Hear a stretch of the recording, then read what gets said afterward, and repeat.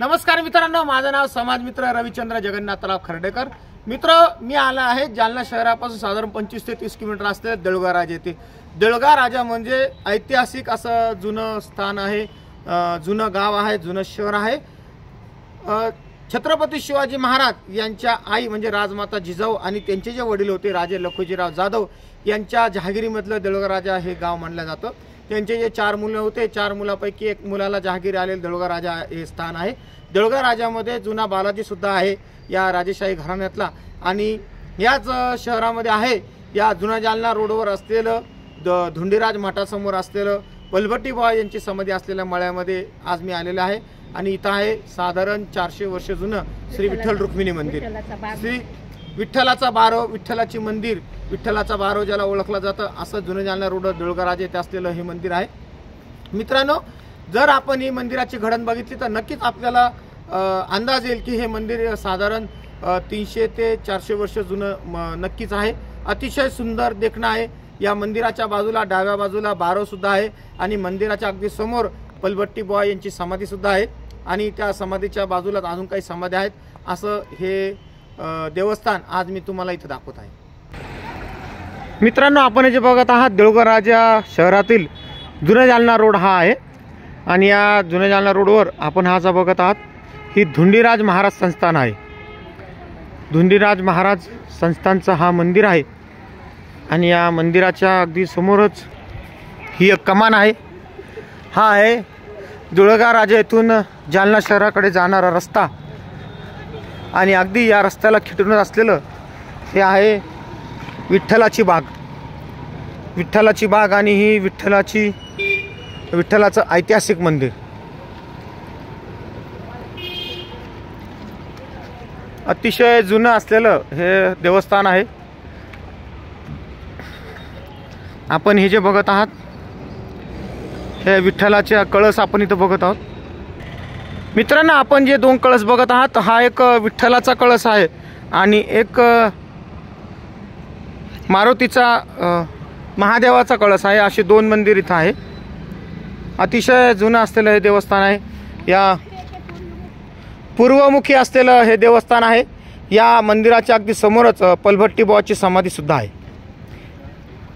जसं आपण विठ्ठलाचा बगीचा म्हणतो, बगीच्याप्रमाणेच हा एरिया आहे। त्या बलभट्टी बुवाच्या बाजूला सुद्धा एक समाधी आहे। मित्रांनो, ही आहे विठ्ठलाची बाग, श्री विठ्ठल रुक्मिणी व महादेव मंदिर। विठ्ठलाची बारो सुद्धा इथं आहे।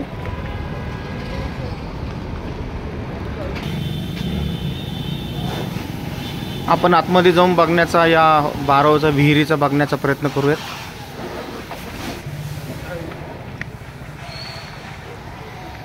अतिशय जुनं असलेलं हे बांधकाम आहेत। दगडी पायऱ्या आणि मोठ्याने पाटाने वाहणारं पाणी आज या जुन्या निशाण आजही या तग धरून आहे।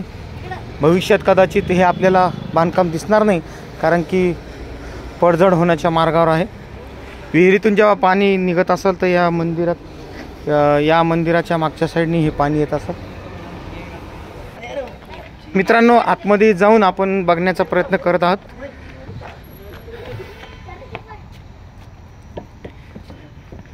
मंदिराच्या आतमध्ये प्रवेश केल्यानंतर आपण ही बलभट्टी बुवाची समाधी बघत आहोत। बलभट्टी बुवाच्या समाधी देऊळगाव राजामध्ये अतिशय ही प्रसिद्ध आहे। आपण हे जे बघत आहात हे श्री विठ्ठल रुक्मिणी आणि महादेवाचं मुख्य मंदिर। अतिशय जुनं पुरातन असलेलं असं मंदिर आहे। अगदी नक्षीकाम, कोरीव काम याच्यावर आपण बघू शकतो। अतिशय सुंदर असं हे मंदिर आहे।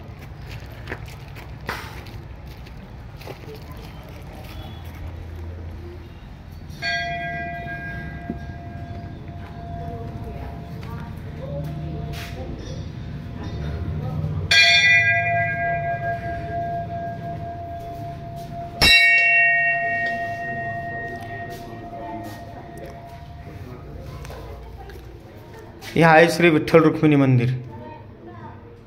या मंदिराची आपण बघत आहोत, ही चौकट अतिशय जुनी आहे। मंदिराची ही जडणघडण सांगते की मंदिर किती वर्ष जुनं आहे। हे आहे श्री विठ्ठल रुक्मिणी मंदिर।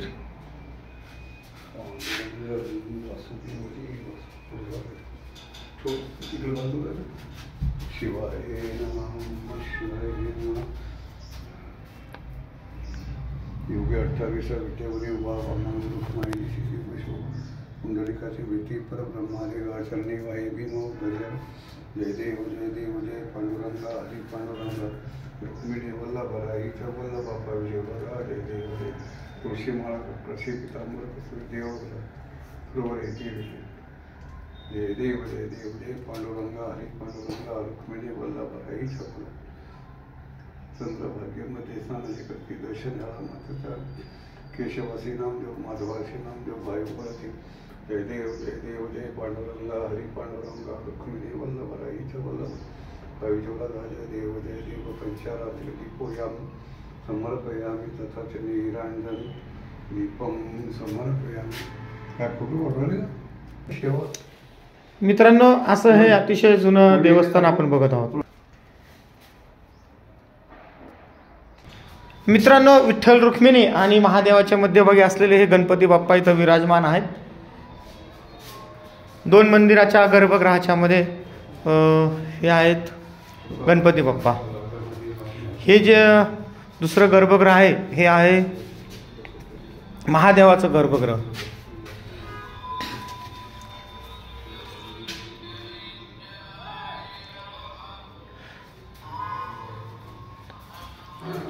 अतिशय जुनं आणि मजबूत असं हे देवस्थान आहे।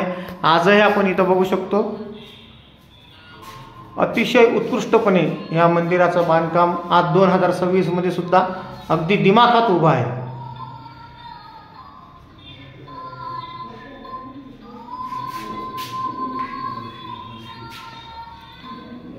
महादेवाची पिंड आपण इथं बघत आहोत।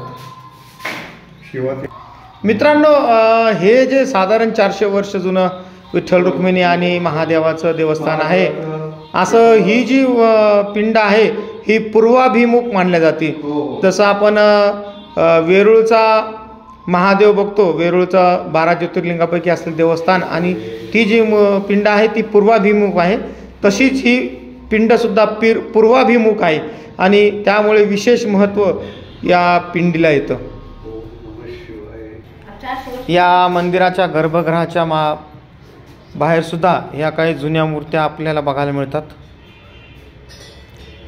आपण हा जो बघत आहोत गर्भगृहाच्या बाहेरचा हा जो सभामंडप आहे, हा आजही अतिशय चांगल्या स्थितीमध्ये उभा आहे।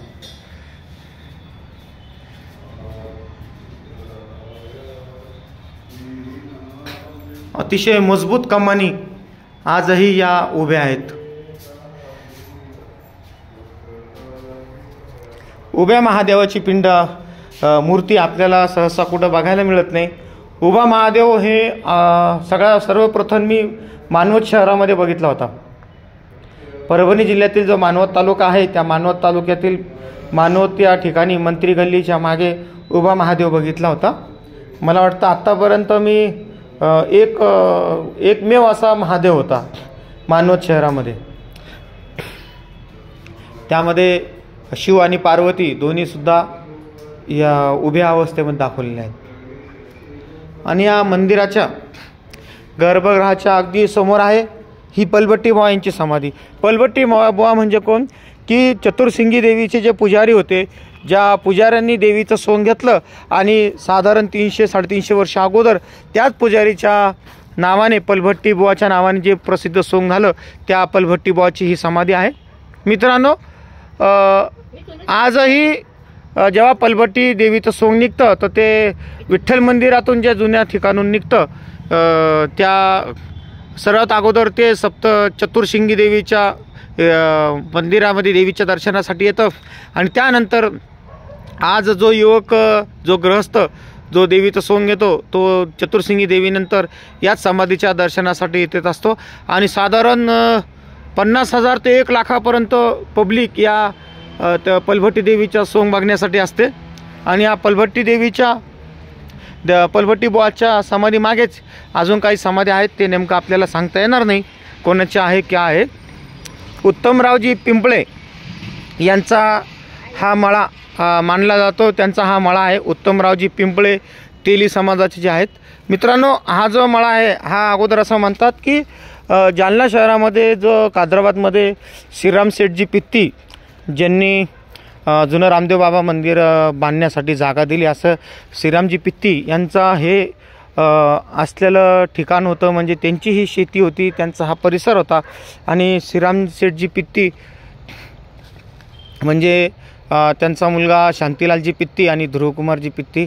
आणि शांतीलालजी पित्ती यांची जालना शहरामध्ये किंबहुना जिल्ह्यामध्ये सगळ्यात मोठी MIDCमध्ये पोलाद कंपनी आहे, SRG पित्तीच्या नावाने. अशा या परिवारामधलं असलेलं हे जुनं मळ्यातलं हे देवस्थान आहे. काही समाध्यासुद्धा आपण इथं बघत आहोत. आणि या मंदिराच्या मुख्य गर्भगृहाच्या बाजूला ही जी आपण बघत आहोत, या दगडाच्या ज्या फाड्या बघत आहोत की जेणेकरून जुन्या कमानी किंवा जुन्या वेशी किंवा जुन्या खोल्या असू शकतात, हे त्याची निशाण आहेत की जेणेकरून वाटसरू असेल किंवा साधना करण्यासाठी जे लोक येत असेल त्यांच्या बसण्यासाठी किंवा महाराज लोकांसाठी इथं कमाने असू शकतात, असे काही निशाण आपण बघत आहोत डाव्या बाजूला. आणि मंदिराच्या उजव्या बाजूलाच एक विहीरसुद्धा आहे. आजही विहीर अतिशय चांगल्या स्थितीमध्ये आहे. आपण बाहेरच्या बाजूने विहीर बघितलीच आहे. गेल्या वेळेस मी आलो होतो, भरपूर झाडी होती.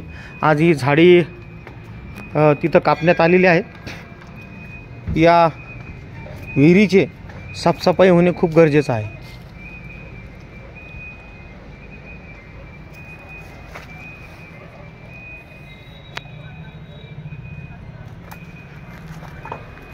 जाऊ नको पुढं. अतिशय दुर्गंधी इथं घाण झालेली आहे आणि हे झाड वगैरे सगळं ही साफ करण्याची गरज आहे. हे मोठ जेव्हा चालते, मोठ्याचं पाणी जाण्याचं हे आपण इथं नाली बघत आहोत. हा मोठेचा चौथरा चबुतरा. आणि हे मोठेचं पाणी जेव्हा मोठ चालत असेल तर मोठेचं पाणी हे 2 नाल्यामध्ये विभागले जात असत.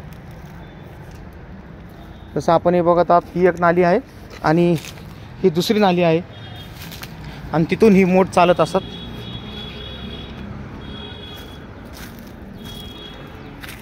अतिशय मजबूत आजही ही विहीर आहे. गरज आहे हिची स्वच्छतेची, साफसफाईची.